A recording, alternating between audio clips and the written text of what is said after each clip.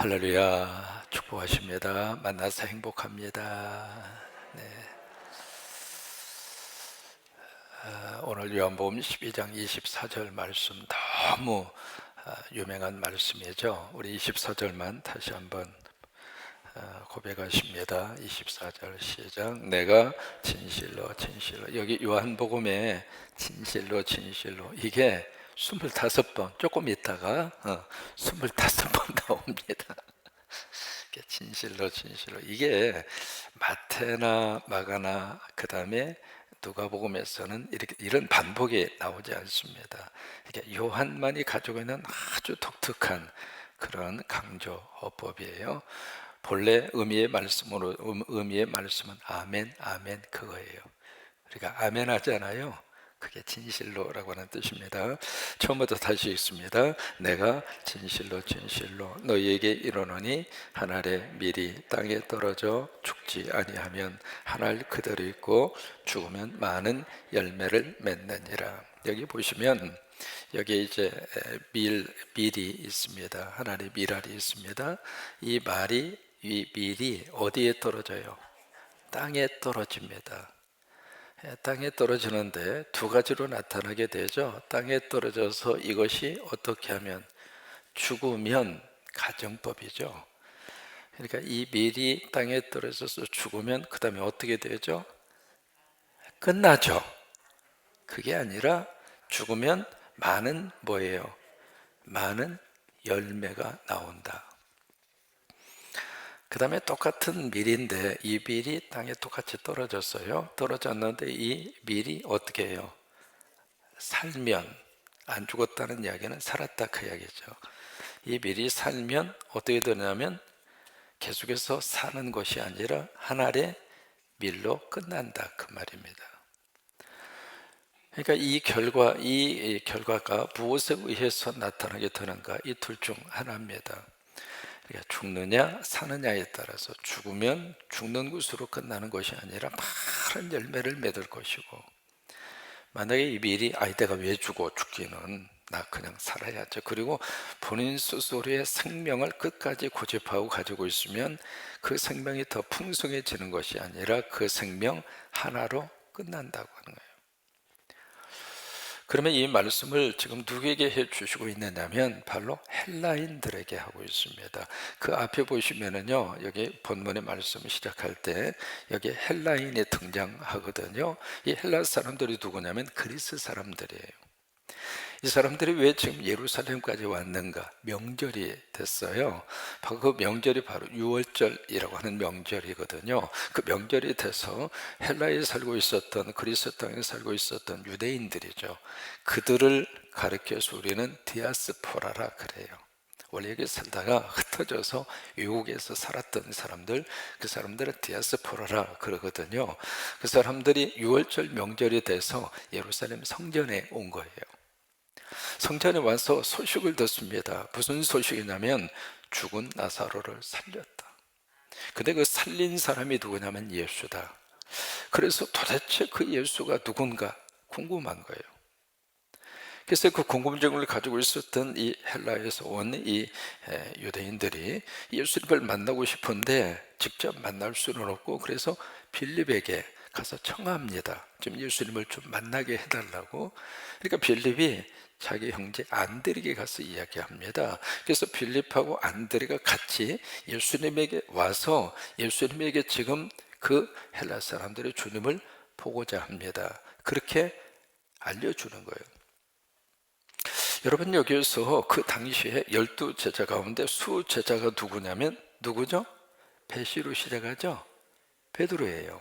그러면 선임 장로격인 선임 제자인 베드로에게 가서 내가 당신 스승을 만나고 싶다, 그렇게 물어야 정상이에요. 근데 지금 이 헬라 사람들은 누구에게 가느냐면 필립에게 갑니다. 그리고 필립은 안드레에게 갑니다. 여러분, 이 필립이나 안드레는 복음서 속에서 별로 가장 중추적인 중심적인 제자로 등장하지 않습니다. 왜 이들에게 가서 예수님을 만나보고 싶다고 이야기를 했을까? 12제자 가운데 헬라식 이름으로 등장한 제자가 필립과 안드레밖에 없습니다. 그래서 이 사람들은 바로 그리스 사람들하고 헬라권 문화하고 상당히 접촉점이 많은 제자가 이 두 제자예요. 그래서 이제 빌립에게 찾아가고 빌립은 안드레 그리고 둘이 가서 예수님에게 그들의 요청을 그렇게 이야기를 했는데, 그 말을 듣고 예수님이 동문서답게 말씀을 하시는데, 그 말씀이 바로 이겁니다. 하나의 미랄이 땅에 떨어져서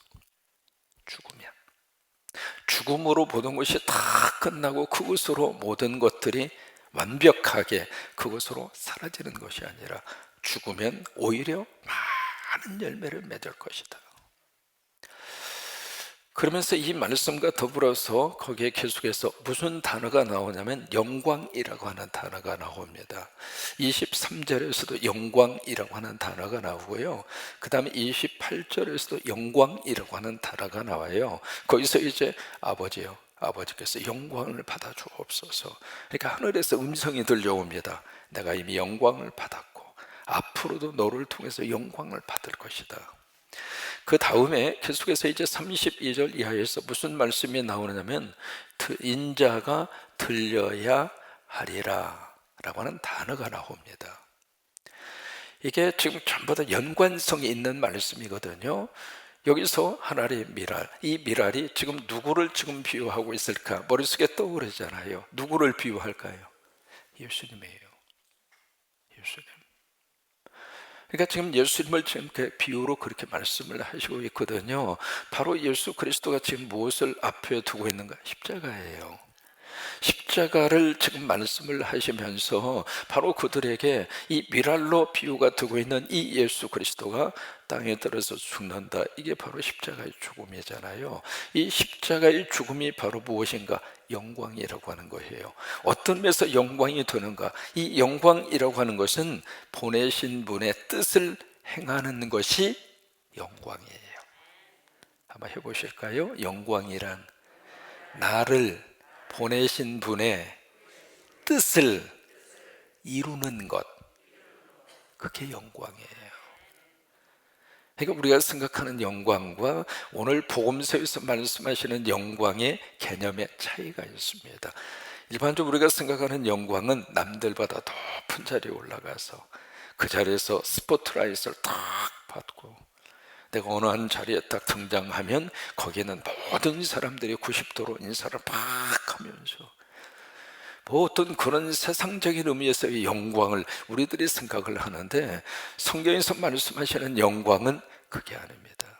나를 보내신 분. 그러면 예수님을 보내신 분이 누구일까? 하나님이시잖아요. 그 하나님의 뜻을 이루는 것이 영광이에요. 그러면 예수님을 보내신 그 하나님의 뜻이 무엇인가? 이거예요. 죽어서 열매 맺는 거. 십자가예요.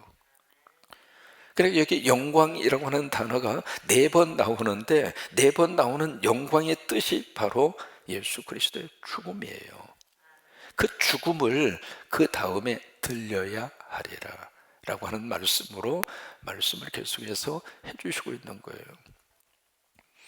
여기 특별히 하나의 미랄이 어디에 떨어져요?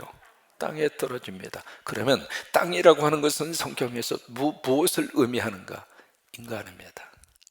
사람이 땅이에요. 우리가 다 어디에서 나왔는가? 땅에서 왔잖아요. 그래서 우리가 그것을 부인할 수가 없잖아요. 창세기 보시면은요, 인간의 3대 요소가 첫째는 흙이에요. 두 번째는 물이에요. 그리고 세 번째는 하나님의 호흡이에요. 이 3가지 요소를 통해서 바로 인간이 거기서 탄생이 된 것이거든요. 그러니까 여기 땅이라고 하는 것은 결국 바로 인간을 의미합니다. 이 미랄이 어디에 떨어졌는가? 땅에 떨어졌다. 바로 인간 속에 떨어졌다고 하는 거예요. 인간 속에 떨어져서 예수 그리스도의 십자가의 죽음을 통해서 누구를 살려내는가? 바로 땅에서 죽으면 바로 인간을 살려낸다 이 말이에요. 그래서 이제 예수 그리스도의 죽음에 대한 모습을, 예수 그리스도의 십자가의 그 사역의 모습을 지금 헬라에서 온 사람들에게 그렇게 지금 복음을 그들에게 설명을 하고 있습니다. 여러분, 이것은 역사 속에서 이 말씀대로 지금까지 기독교의 모든 역사 속에 하나님의 미랄이 땅에 떨어져서 희생하고 썼고 죽음으로 그 뒤에 많은 하나님의 역사가 나타났습니다. 우리 성광교회 70년의 역사를 들여다보더라도 이 교회를 위해서 수고하시고 이 교회를 위해서 헌신하시고 이 교회를 위해서 하나님 미랄이 되셔서 여기에서 온갖 헌신과 충성을 하신 그분들의 썩어짐과 희생과 죽음이 있었기에 오늘 지금 이 교회가 하나님 앞에 귀하게 쓰임을 받고 있는 줄로 믿습니다. 거저드는 거 없어요. 한 가정에서도 그러고 한 교회에서도 그러고 한 민족도 마찬가지입니다. 초등학교 다니는 학생이 전도를 받아서 교회에 나가게 됐습니다. 교회에 나가서 보니까 하나님의 말씀이 좋고 특별히 초등학교 학생들은 그대로 받아들이잖아요. 100% 다 믿어요. 어른들은 참 머리가 복잡하잖아요. 한마디 들으면 또 이렇게 생각하고 저렇게 생각하고, 그러나 초등학교 학생들은 가르쳐주는 그대로 받아들입니다.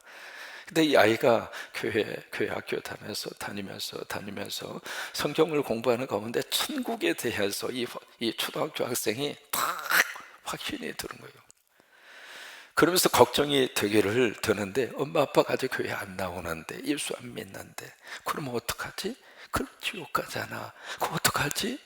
그 지옥에? 그래서 이 아이가 그때부터 아빠 엄마에게 전도를 합니다. 그래서 아빠를 딱 붙잡고 아빠 교회 가자고. 알았어 나 바쁘니까 너나 가. 그 다음 주일이 됐습니다. 이 초등학교 학생이 또 아빠를 붙잡고 아빠 교회 가자. 알았다니까. 아빠 바쁘니까 너나 다녀. 그 다음 주가 됐습니다. 이 아이가 포기할까요? 아니에요. 또 아빠를 붙잡고 아빠 교회 가자. 이 자식 때 뭐라고 그랬어? 내가 좀 시간 있으면 간다고 그랬잖아. 너나 다니라고. 그러니까 아이가 막 울면서 아빠 아니요. 아빠 지금 교회 가야 돼. 근데 이 아빠가 아니야. 나 좀 여유가 있을 때 그때 교회 갈게. 그러면서 이제 밀었는데 그 사이에 이 아이가 교통사고를 당해서 죽습니다. 누구나 다 알고 있습니다만은 그 싸늘한 시신이 돼버린 초등학교 학생의 자식을 부둥켜 안고 표현할 수 없을 정도로 통곡하면서, 그리고 이제 그 아이 장례식을 치른 다음에 그 아이 방에 와서 쭉 아이가 남긴 것을 이렇게 정리하다가 일기장을 본 거예요. 일기장에 그 아이가 뭐라고 거기다 써놨느냐면 오늘도 우리 아빠한테 교회 가자고 그랬다. 근데 아빠가 바쁘다고 그런다. 그래서 뭐라고 썼느냐면 내가 죽어서 우리 아빠가 교회 갈 수 있다면 차라리 나는 죽었으면 좋겠다. 그 글이 거기에 써져 있는 거예요. 그 글을 보고 아빠가 충격을 먹었습니다. 도대체 교회 가는 것이 뭐가 그렇게, 예수 믿는 것이 뭐가 그렇게 이 아이에게. 여러분 그 다음 주에 교회 갔을까요? 안 갔을까요? 대답 좀 해보세요. 안 갈 수가 없죠. 여러분 그분이 누군 줄 알아요? 김종곤 목사님이세요.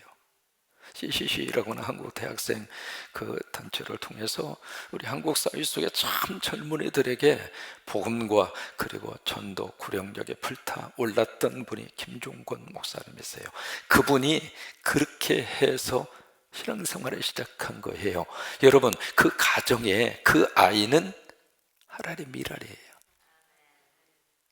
너무 일찍 세상을 떠났습니다마는 그 가정 전체의 입장으로 봐서는 그 아이의 죽음 때문에, 그 아이의 희생 때문에, 그 아이가 땅에 떨어져서 죽었기 때문에 아빠의 생명을 구원했고, 그 아빠를 통해서 이 한국 사회 속에 많은 젊은이들을 살려내는 그런 역사가 그 하나님의 미랄이 된 그 아이의 죽음을 통해서, 그렇게 해서 그런 일이 일어난 거예요. 어제 장례식이 있었습니다.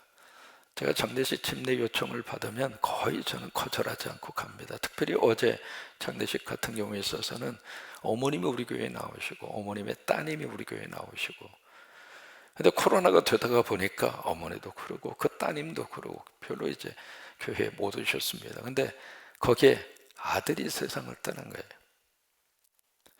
아들이 56살 먹었는데 이제 싱글이에요. 결혼을 안 하셨고 혼자서 이렇게 사시는 동안에 너무 병하고 투석도 하시고 그 다음에 뭐 당도 있고 여러 가지 뇌출혈도 있었고, 그래서 이제 투병생을 그렇게 오래 하셔서 거기다가 또 병원에 입원을 했는데 그 병실에서 또 코로나가 감염이 된 거예요.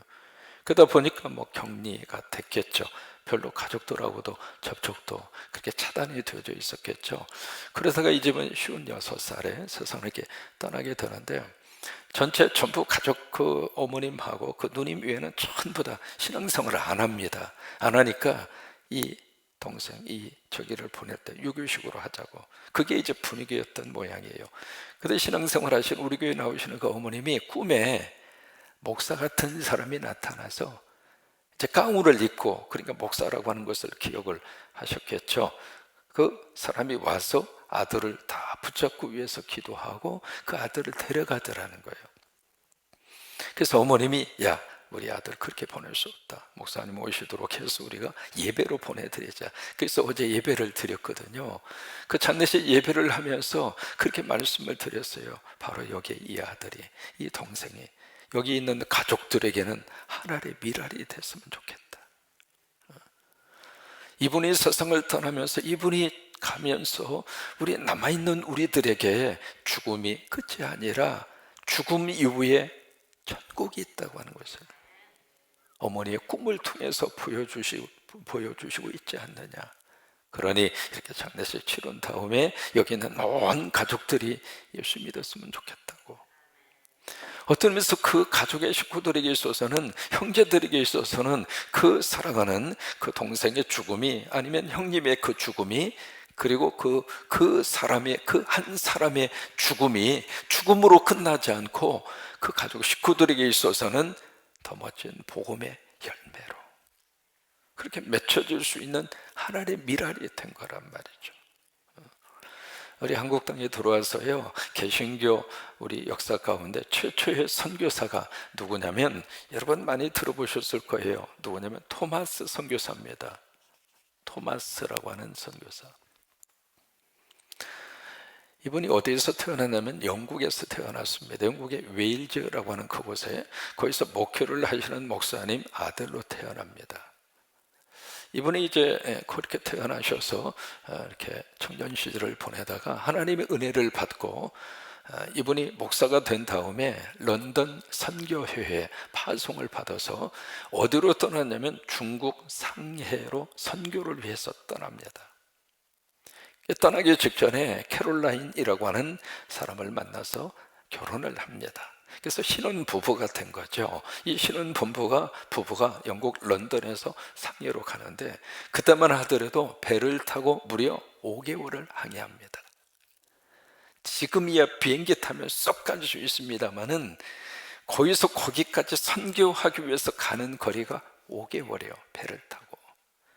근데 그 배를 타고 가는 5개월의 항해가 그렇게 낭만적이지가 않습니다.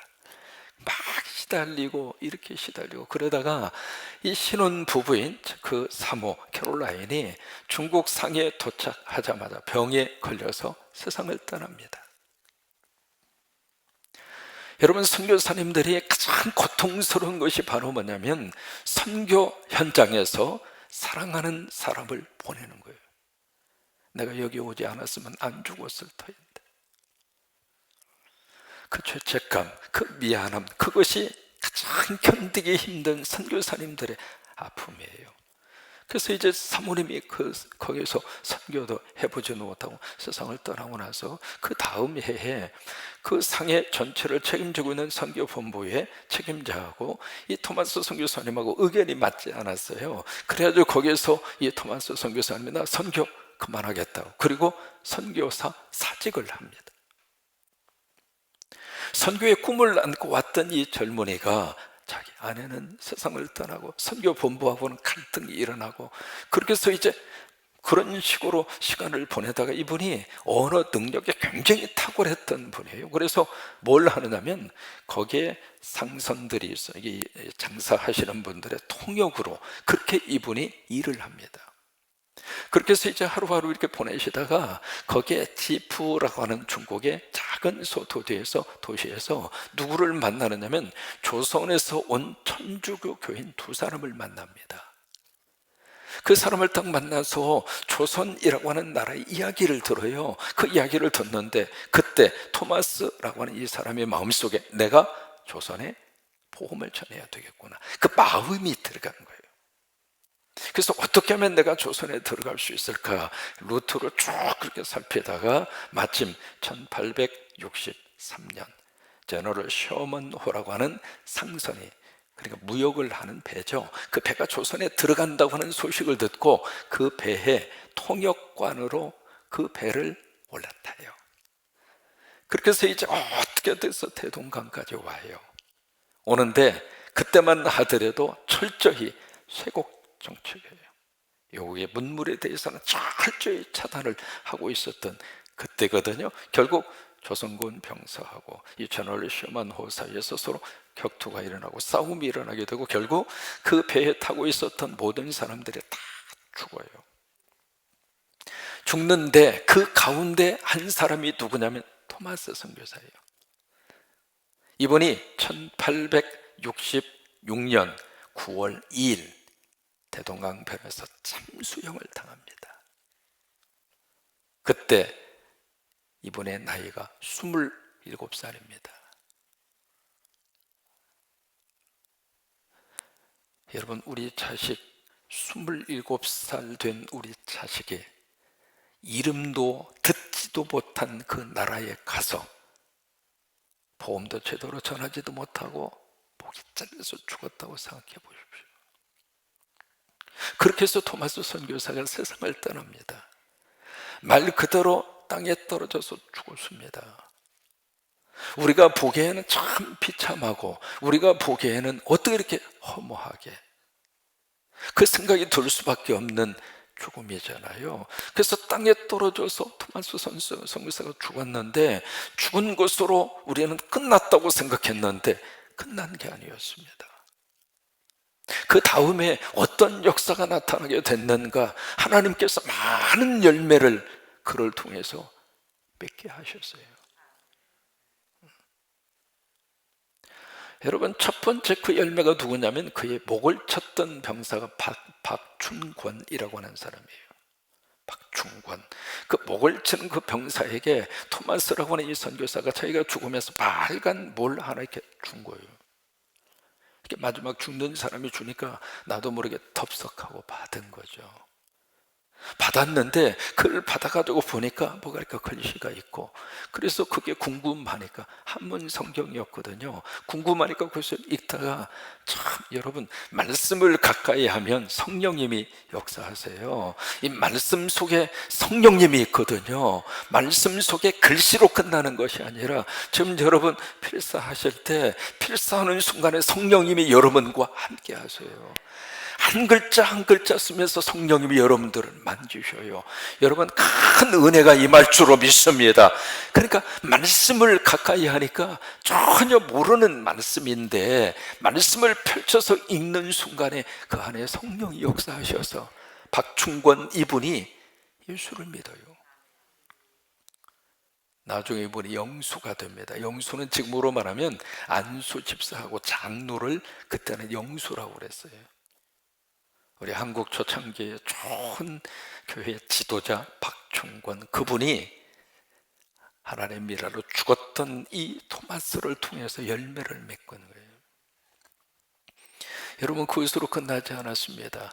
이 토마스 선교사가 참수형을 받기 전에 거기에 이제 한 몇 개월 정도, 몇 개월이 아니죠, 한 달 얼마 정도 구속이 되어져 있는 그 순간에 만나는 사람마다 가지고 갔던 성경을 막 뿌리게 돼요. 근데 뿌렸는데 그 성경을 누가 들었냐면 최최량이라고 하는 12살 먹은 아이가 그 성경을 하나 받아들었어요. 받아들은 다음에 이게 뭔가 싶어서, 12살 먹었으니까 잘 모르잖아요. 뭔가 싶어서 그것을 갖다가 누구한테 줬느냐면 그 당시에 평양 그쪽에 관리직으로 있었던 박영식이라고 하는 사람에게 갖다가 줍니다. 이게 도대체 뭔지 모르겠다고. 근데 그분이 딱 받아들다 보니까 종이가 귀하던 시절에 너무 좋은 종이가 있는 거예요. 그분에게 있어서는 종이로밖에 안 보인 거죠. 그래서 이걸 어디다 써먹을까 싶다가 집이 그냥 여기저기 너덜너덜하고, 그리고 이제 바람도 들어오고 그러니까 좋다, 아이고 좋다 싶어가지고 그것을 탁 찢어가지고 도배를 다 한 거예요. 다 안방에다가. 얼마나 종이가 좋아요 그 당시에. 그래서 이제 안방에다 다 도배를 해서 이렇게 딱 해놨는데, 이게 누워도 성경이요, 옆으로 누워도 성경이고, 눈을 떠도 성경이고, 전부 그 안방 전체를 다 성경으로 도배를 해놨으니까 여기를 보아도 성경, 저기를 보아도 성경. 은혜 받았을까요? 안 받았을까요? 하나님이 또 그렇게 역사하시는 거예요. 그래서 그분의 그 집이 널다리 교회 예배 처소가 됩니다. 근데 그 널다리 교회가 나중에 무슨 교회로 바뀌어졌는가? 장대현 교회로 바뀝니다. 여러분, 장대현 교회는 한국 역사에 있어서, 기독교 사회에 있어서 잊을 수 없는 교회입니다. 1907년 평양 장대현 교회에 성령의 불이 떨어집니다.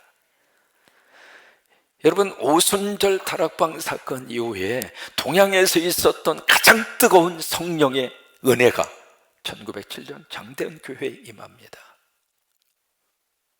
여러분, 그게 우연입니까? 토마스는 죽었지만 그를 통해서 하나님이 너무 귀한 열매를 맺게 하시는 거예요. 그 뒤에 누가 평양에 선교사로 가냐면 마펫, 사무엘 마펫 선교사님이 평양에 선교사로 옵니다. 선교사로 와서 이분이 그 널다리 교회, 그 당시만 해도 널다리 교회죠. 그 교회에 바로 그분 집, 박영식이라고 하는 분의 집을 방문하게 된 거예요. 가서 보니까 온통 다 방이 다 성경으로 도배를 하고 있는 거예요. 그래서 아니, 내가 평양에 온 최초의 선교사인 줄 알았는데 어떻게 여기에 한문으로 된 성경이 이렇게 있을 수 있느냐, 이야기를 들어보니까 그 바로 토마스 선교사의 이야기를 들어요. 그 이야기를 듣고 나서 그 자리에 무릎을 꿇고, 하나님, 토마스 선교사의 순교가 헛되지 않도록 제가 이 조선 땅을 끌어안고 최선을 다하겠습니다. 마펫 선교사가 그렇게 그 자리에서 무릎 꿇고 결단을 합니다. 그렇게 해서 마펫 선교사를 통해서 귀한 하나님의 종으로 하나님께서 길러내신 분이 누구냐면 이기풍 목사님이세요. 우리 한국 교회에 이 복음의 놀라운 역사들이 흐름 속에 누가 있는가? 토마스 선교사가 있는 거예요. 27살 젊은 나이에 땅에 떨어져서 하나님의 미라로 죽었지만 그 죽음으로 끝나지 않고 하나님이 우리 한국에 교회를 세우시고, 그리고 하나님의 복음의 역사가 일어날 수 있도록 하나님이 그렇게 크게 역사를 하신 거예요. 그 당시에 여러분, 어느 사람이든지 조선 땅을 간다는 이야기는 죽는다, 그 말이었어요. 말씀드린 것처럼 쇄국 정책 때문에 서양에는 발견 즉시 무조건 사살이었습니다. 토마스 선교사는 살기 위해서 조선 땅에 간 거 아니에요. 죽으러 온 거예요. 죽으러. 그래서 땅에 떨어져서 죽음으로, 그는 죽었지만 그를 통해서 너무 귀한 하나님의 영혼들을 살려내는 살림의 역사를 하나님이 하신 거예요. 저는 로비에 세워진 67교회 살림교회를 볼 때마다 하나님, 저 교회가 그 땅에 하나님의 미랄이 되게 하여 주시옵소서. 우리 70주년 기념으로 세워지게 되는 지금 초등학교도 마찬가지입니다. 그 초등학교 옆에 또 하나의 멋진 십자가를 같이 세우려고 합니다. 우간다 땅에 세워지는 이 초등학교가 우리가 간절히 기도하고 우리가 그 땅에 가서 복음의 미랄로 우리가 땅에 떨어져 죽을 수는 없지만, 우리가 기도가 그 땅에 들어가서 우리 기도가 썩고 우리 기도가 죽고, 여러분, 그게 도구 아닙니까? 여기서 드리는 여러분들의 기도가 그런 역사가 임할 줄로 믿습니다. 그것을 우리가 가슴으로 품고 그걸 위해서 간절히 기도하고 그 기도가 하나님의 미랄이 돼서 그 땅에 떨어지고 그 땅에 뿌려져서 오고 오는 세대를 통해서 많은 생명과 영혼들을 살려내고, 참 신기합니다. 토마스 선교사가 죽은 이후에 40년 4개월 만에 바로 평양 장대원 교회에 성령의 불이 떨어진 겁니다. 40년 만에. 우연입니까? 안 그래요. 저와 여러분이 하나님을 섬기고 교회를 섬길 때, 주여 내가 이 교회에 하나님의 미랄이 되게 하여 주옵소서. 우리는 세상적으로 어떻게든지 나 혼자 살려고 하면 살 것 같은데 결과적으로는 남는 게 없습니다. 여러분 그렇잖아요. 두 주먹을 불끈 쥐고 한번 살아보자 해서 열심히 살았는데 결과적으로는 한 알밖에 없는 거예요. 손해보는 것 같고 희생하는 것 같고 없어지는 것 같은데 떨어져서 죽으면 너무 귀한 열매를 맺더라 이 말이에요. 우리가 새벽의 제단을 지키면서도 우리가 이 제단을 위해서, 복음을 위해서, 이 나라를 위해서 썩어져가는 하나님의 미랄로 우리가 새벽의 제단을 지키고 기도의 미랄을 심고 복음의 미랄을 심어서 하나님이 떨어져 썩은 그곳에서 많은 열매를 맺는 놀라운 축복이 우리 가운데 임하시게 되를 주의 이름으로 축원합니다.